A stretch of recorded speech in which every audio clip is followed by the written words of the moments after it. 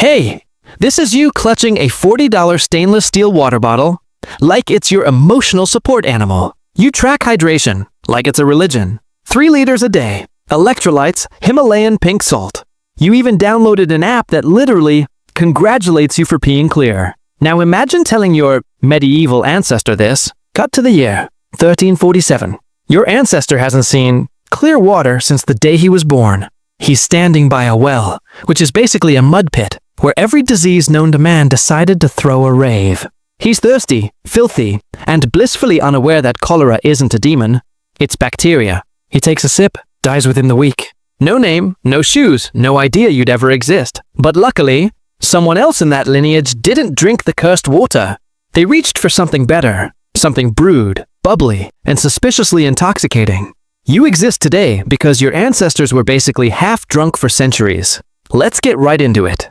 In the Middle Ages, clean water was about as rare as common sense in a crusade. Cities like London and Paris were exploding in population, but sanitation, that was just a rumor. People dumped chamber pots out of windows. Literally. Waste, dead animals, rotten food.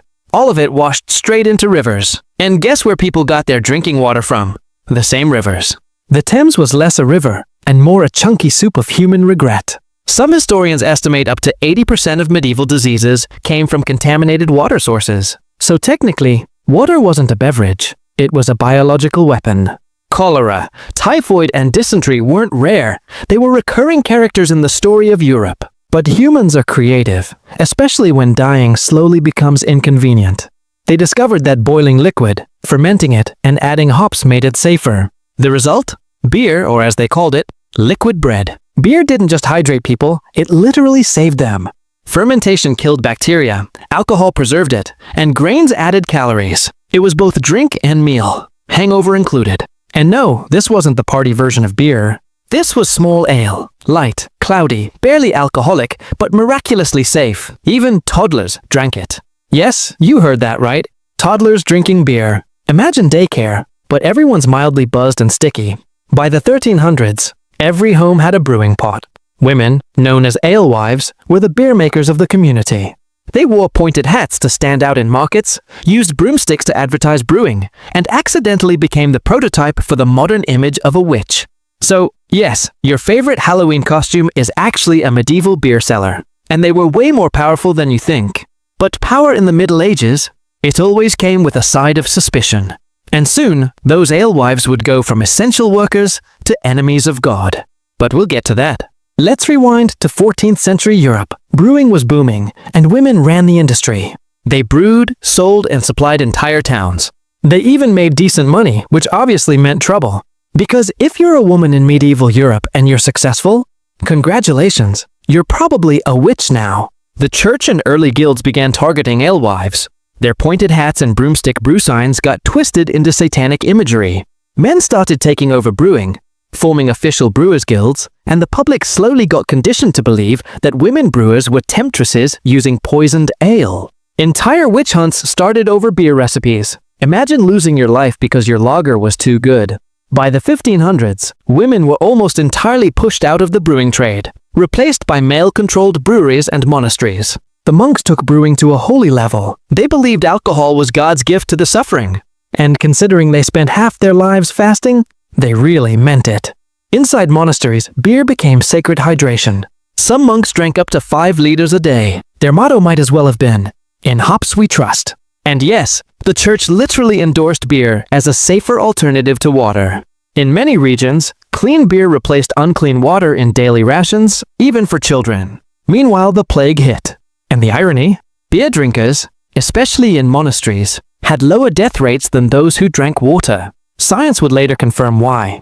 The fermentation and mild alcohol killed off dangerous microbes. So, while the world was dying from the Black Death, monks were day drinking their way to survival. And that, ladies and gentlemen, is the most successful brand campaign in human history. Drink this, not that. It won't kill you. But of course, nothing stays pure for long. Because once kings realized people loved beer more than loyalty, they did what kings always do. By the late Middle Ages, beer wasn't just a drink. It was infrastructure. Whole cities revolved around brewing. In England, records show that by the 1400s, nearly every household brewed beer for personal or local sale. Governments noticed. And when governments notice you're happy, they fix it. Rulers began taxing beer ingredients, breweries, and even barrels. This turned beer from a survival drink into a political weapon. In some cities, refusing to pay beer tax was punishable by jail or death. Imagine getting executed because your bar tab was overdue. These taxes funded wars, cathedrals, and royal debts, meaning your ancestors' hangover literally paid for medieval architecture. But beer wasn't just for peasants. The nobles drank it too, only with fancier mugs and smug attitudes. They even imported strong beer from Germany and the Low Countries, because local brew was seen as too common. Meanwhile, workers drank small ale all day long. Builders, farmers, even children on school breaks. Everyone stayed hydrated with beer. It had fewer germs, more calories, and made life slightly less miserable. It also made people more expressive. Public drunkenness became so common that city councils passed beer curfews. Taverns had closing hours not for morality, but to stop riots. And then something wild happened. Beer started competing with wine, the beverage of the elite. This tiny, fermented, working-class drink began threatening centuries of social hierarchy. By the 1500s, beer was globalizing faster than gossip. Monks exported it, merchants traded it, and entire towns were famous for their ale. Humanity had done it. They turned survival into addiction, disease prevention into economy, and poverty into product. But you know humans. If something works, they'll find a way to ruin it. And soon they did. Because beer had an enemy brewing in the shadows, one far more caffeinated. Fast forward to the 1600s. Europe was changing. Science was replacing superstition, trade was exploding, and colonies were pouring in exotic new drinks. Among them, coffee. At first, Europeans thought it was satanic. Then they realized it made them sober and productive. And just like that, beer's centuries-long dominance started crumbling. Before coffee, most of Europe spent mornings slightly drunk. So technically, the Renaissance was powered by beer goggles. Coffee houses flipped that. Suddenly, people were alert, writing poetry, and inventing science instead of bar fights. Beer was the medieval fuel of survival. Coffee became the modern fuel of civilization. But medieval people didn't just switch overnight. In many rural towns, beer remained the breakfast beverage until the 1800s. That means, while scientists were discovering gravity, farmers were still having ale with their porridge. By then, industrialization brought cleaner water, thanks to sewers, filtration, and plumbing. Beer finally lost its evolutionary advantage. Beer didn't die. It evolved. It became stronger, tastier, and more recreational. Once the threat of death by water vanished, humans reinvented beer as pleasure, not protection. The same drink that once kept you alive now existed to help you forget your job.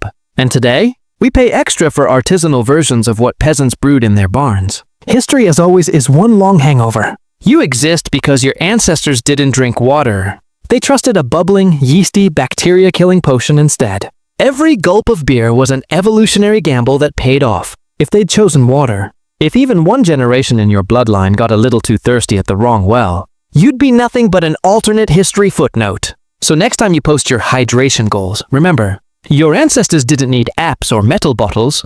They had beer, dysentery, and blind optimism. They survived pandemics, filth, famine, not because they were smart, but because they were accidentally drunk enough to avoid death. That's not just survival, that's spoiled wisdom. So raise your glass, whether it's beer, kombucha, or overpriced sparkling water, and toast to the people who walked so you could sip. You are the end result of centuries of microbial warfare, social chaos, and medieval hangovers. Your bloodstream carries the legacy of every ancestor who looked at dirty water and said, "Yeah, I'll take the ale." You owe your life to stupidity that worked. So go ahead, hydrate responsibly, and remember your ancestors weren't alcoholics. They were just early adopters of public health.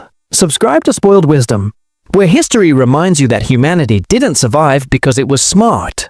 It survived because it was too stubborn and too tipsy to die.